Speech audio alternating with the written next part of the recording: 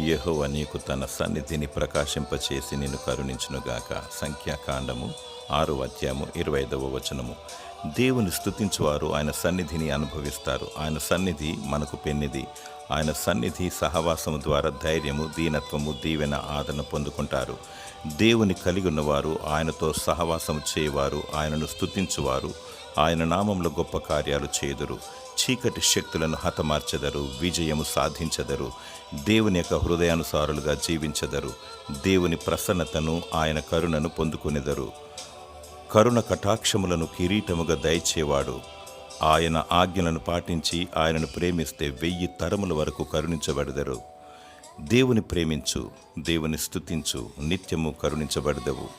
దేవుడు తన సన్నిధి కాంతిని ప్రకాశింపచేసి నిన్ను సదా దీవించునుగాక. ఆమేన్.